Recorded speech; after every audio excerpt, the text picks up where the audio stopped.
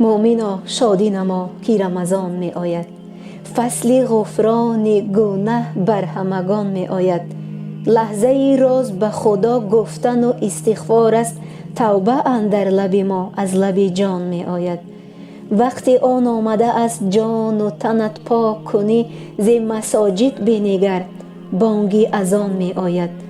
رمضان قاصد پاکیزگی مهر خداست. نام او روز و شبان چون به زبان می آید. زی سما سوی زمین رحمت باران وفا، فیض و احسان همه بر خانه و خان می آید. تو بگی روزه و روزی زی او دایم بی طلب، سوی خانت زی دعا دانه و نان می آید. گر نمایی بدی و گویی که من مسلمم، زی چونین بودن تو ننگی جهان می آید. نیکی را پیشه کنیم پیش خدا، نیکی نکوست آنچه خواهی به کسان بر تو خمان می آید.